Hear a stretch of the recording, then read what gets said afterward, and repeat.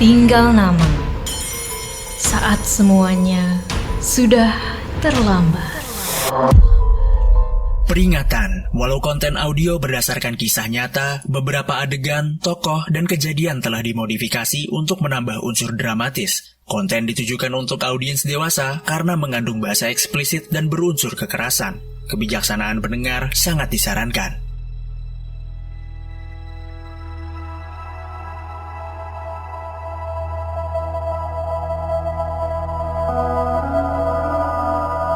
Selamat datang di podcast Tinggal Nama, podcast persembahan Medio Podcast Network bekerja sama dengan Intisari dan Motion Radio, menghadirkan kisah kriminal dari seluruh penjuru dunia bersumber dari artikel terbitan Intisari. Sebelum mendengarkan, jangan lupa untuk klik follow podcast Tinggal Nama dan beri rating terbaikmu. Follow juga media sosial dan TikTok kami di @medio_by_kg_media agar tidak ketinggalan informasi podcast lainnya. Episode kali ini adalah lanjutan dari kisah Mary Jones yang ditemukan mati di dalam koper dengan pembunuh yang misterius. Inspektur detektif sudah berbicara dengan suami korban. Kini ia sedang meminta laporan penyelidikan yang dilakukan oleh bagian orang hilang. Sesudah membaca laporan itu, segera dikerahkannya polisi Liverpool untuk mencari Tony Saunders. Sebagian polisi dikirim menanyai para tetangga korban untuk menemukan sebanyak mungkin saksi yang pernah melihat Tony Saunders yang misterius itu. Selain 4 ibu rumah tangga yang dulu pernah ditanya, hanya ada seorang ibu lain yang pernah melihat penjual itu. Namun, gambaran perihal Saunders semua sama. Pria itu tinggi, tegap, berkumis, dengan janggut lebat berwarna hitam. Ia mengenakan kacamata. Dandanannya rapi, setelannya kotak-kotak. Ia berbicara dengan teratur, tetapi suaranya agak serak. Buku catatan alamat milik Mary Jones pun langsung dibawa ke markas besar untuk diteliti. Detektif pun berpikir, mencoba merunut fakta-fakta. Ternyata hanya Tony Saunders yang alamatnya tidak ada di situ. Mungkin Nyonya Jones tidak tahu alamat pria itu. Tapi apakah Tony Saunders betul seorang penjual ataukah ia hanya pura-pura? Para ibu rumah tangga yang pernah dikunjunginya, 2 menolak kedatangannya dan seorang sempat menyuguhi teh. Tapi di rumah ibu yang menyuguhi teh itu pun, dia tak berusaha menawarkan barang dagangannya atau bahkan menjelaskan apa persisnya yang ia tawarkan. Apa mungkin kunjungannya itu mempunyai maksud lain? Mungkin saja nama aslinya bukan Tony Saunders. Kalau Saunders pernah keluyuran di sekitar rumah keluarga Jones, mungkin ia pernah pergi juga ke tempat lain. Siapa tahu ada ibu-ibu lain yang lebih jeli matanya yang bisa menunjukkan suatu petunjuk baru. Mungkin saja di tempat lain namanya bukan Saunders. Kalau gitu saya minta buatin sketsa wajah si Saunders deh. Dibekali sketsa itu, anak buahnya pun bertanya kepada para ibu di berbagai daerah pemukiman sekitar Liverpool. Rupanya, usaha itu membuahkan hasil. Ada saksi yang memberikan keterangan bahwa seorang penjual berusia 28 tahun yang memakai janggut lebat dan kacamata. Namanya Thomas Henley. Polisi memeriksa masa lalunya. Diketahui Henley pernah dijatuhi hukuman 14 bulan penjara gara-gara mencoba memperkosa seorang gadis remaja di sebuah taman. Peristiwa itu terjadi 6 tahun yang lalu. Setelah menjalani hukuman penjara 8 bulan, Henley dinyatakan bebas. Nggak pakai lama, Henley pun diciduk. Mengapa Anda melakukan perbuatan itu? Habis, dia menertawai saya. Saya cuma marah terus merobek-robek pakaian gadis itu. Tapi, saya nggak memerkosanya. Seumur hidup saya nggak pernah dekat-dekat ke daerah Lodge Road itu. Saya juga nggak kenal sama keluarga Jones yang kalian maksud. Inspektur detektif pun menjajarkan Henley bersama sejumlah pria yang penampilannya mirip, yaitu berjenggot dan berkacamata. Setelah itu, polisi meminta para ibu rumah tangga yang pernah kedatangan Tony Saunders untuk menunjukkan pria mana yang mendatangi mereka. 2 di antara ibu rumah tangga itu menunjuk Thomas Henley, tetapi sisanya menunjuk orang lain. Artinya, para saksi mata tidak sepakat. Sementara kita jangan menghentikan pencarian pria lain yang penampilannya digambarkan oleh para saksi mata. Siapa tahu Henley benar dan ada orang lain yang mengaku bernama Tony Sanders. Coba kita ke arah lain. Cari tahu apakah tempat koper ditemukan juga merupakan tempat Mary Jones diceburkan. Coba kita melakukan percobaan reka adegan. Koper diisi dengan batu dan sebagai pengganti tubuh Mary, taruh karung pasir seberat tubuh korban. Koper itu diceburkan ke sungai. Ternyata benda itu terseret air ke arah hilir. Sepertinya Mary diceburkan lebih ke hulu dari tempat mayatnya ditemukan. Penelitian pun berlanjut ke arah hulu. Tidak sampai 1 kilometer dari sana, di tepi sungai ditemukan beberapa potong tali pendek. Tali itu sama persis seperti yang dipakai untuk mengikat Mary. Tanah di sana juga menunjukkan bekas-bekas koper diseret ke bibir sungai. Selain itu, ditemukan... Pak, kami menemukan celana dalam ini. Tapi ini tidak robek dan tak menunjukkan bekas dibuka dengan kekerasan. Apakah ini celana istri Anda? Benar, istri saya memiliki celana semacam itu. Di tanah juga ada bekas ban mobil, tetapi hujan menghapuskan ciri-ciri bannya. Sepertinya akan agak sulit nih untuk kita identifikasi.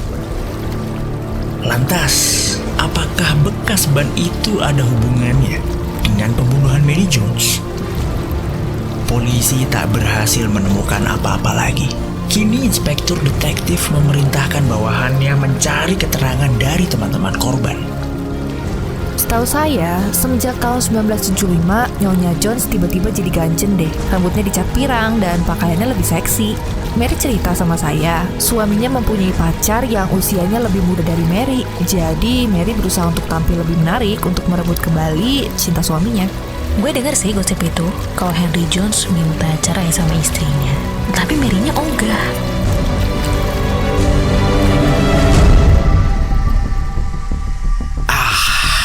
Benar kan dugaanku? Seorang suami berumur 30-an yang sudah menikah 10 tahun rupanya merasa mulai bosan kepada istrinya yang sebaya.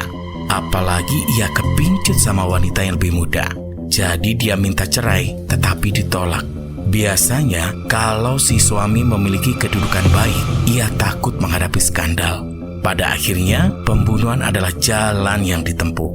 Skenario seperti itu sering terjadi. Saya yakin banget kalau Henry Jones pembunuh istrinya. Tetapi nggak mungkin melakukannya sendiri. Pasti ada hubungannya sama si Tony Sanders yang misterius itu. Namun, benarkah demikian? Diam-diam, inspektur detektif meminta bawahannya menyelidiki betulkah Henry Jones berhubungan akrab dengan seorang wanita muda pada musim panas di tahun 1975. Ternyata Henry Jones yang tampan itu memang terlibat hubungan cinta dengan Mildred Masters, anak tunggal pemilik perusahaan tempatnya bekerja sampai sekarang. Henry Jones berada di dalam posisi yang sangat menguntungkan bila ia bisa mempersunting putri majikannya. Kelak, ia bisa menjadi bos, bukan sekedar karyawan. Godaan mungkin terlalu besar bagi Henry Jones. Apalagi Mildred Masters itu cantik dan umurnya baru berusia 22 tahun. Namun, apa daya, Mary bersikeras tak mau diceraikan. Henry mungkin menganggap istrinya sebagai satu-satunya penghalang ke arah kebahagiaannya.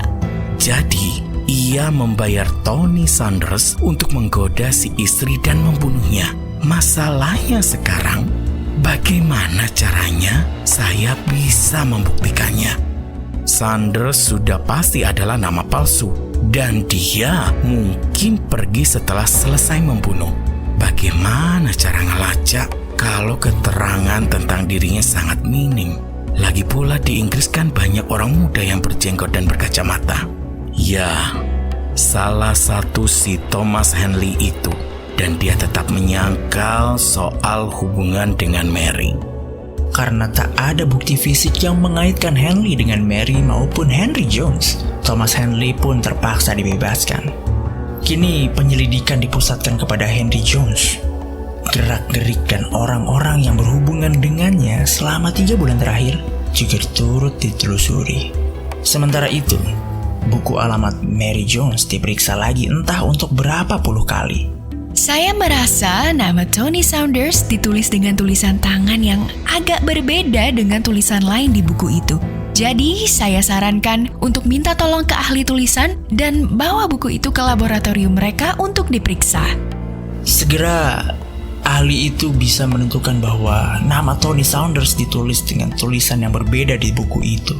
Walaupun penulisnya mencoba menirunya, polisi berusaha memperoleh tulisan tangan Henry Jones. Ahli tulisan menduga keras bahwa nama Tony Saunders ditulis oleh Henry Jones, walaupun mereka tidak bisa memastikannya 100%.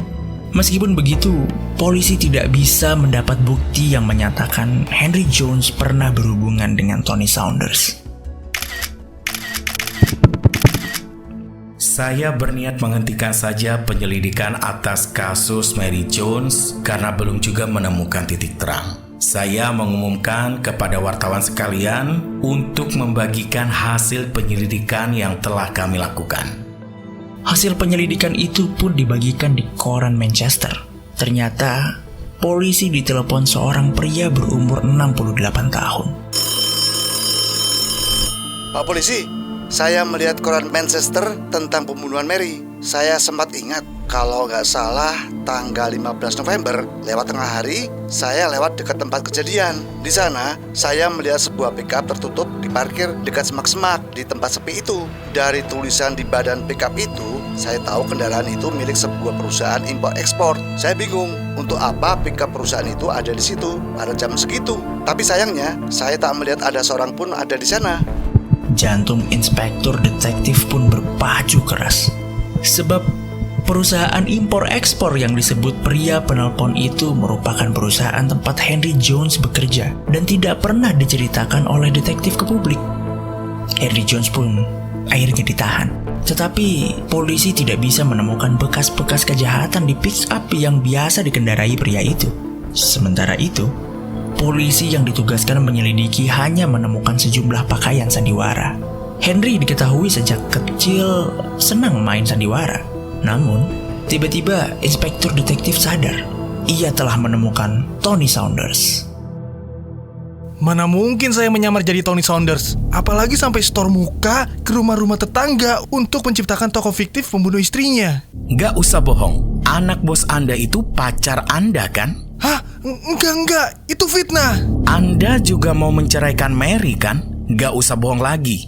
Saya udah punya banyak bukti. Kalau Anda mengelak, hukuman akan bertambah. Oke, iya betul. Saya mencintai Mildred Masters karena dia lebih memberikan masa depan untuk saya. Salah Mary sendiri yang gak mau diceraikan. Jadi saya terpaksa menyingkirkannya. Tolong ceritakan bagaimana Anda bisa menyamar jadi Tony. Saya diam-diam membeli kacamata, janggut, dan kumis palsu, serta setelan kotak-kotak. Dan dengan pakaian itu, saya mendatangi rumahnya. Saat saya menekan bel pintu, Mary tidak kenal saya. Istri saya kaget saat saya tiba-tiba mencopot janggut dan kumis saya. Mary suka banget sama penyamaran saya. Akhirnya, saya sering muncul dengan penyamaran itu. Mary menganggap hal itu sebagai gurauan yang menyenangkan. Mary bahkan setuju untuk memanggilnya Tony Saunders. Kalau saya sedang dalam penyamaran, saya itu berperan sebagai kekasihnya, bukan suaminya. Terus, gimana cara kamu membunuh Mary? Pada hari itu, saya diam-diam menyelinap keluar kantor dan menjemput Mary untuk berkencan di tepi sungai. Mary tidak tahu kalau saya sudah menyediakan koper di belakang. Mary juga setuju kok pas saya suruh dia pura-pura jadi budak yang diikat dengan tali. Mary baru sadar bahwa saya akan membunuhnya ketika kopernya saya isi batu. Anda ingat kapan Anda membunuhnya?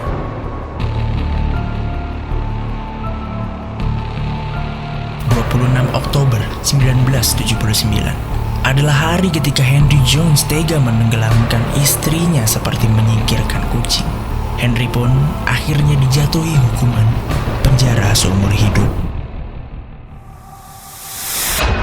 Jangan lewatkan episode Tinggal Nama selanjutnya.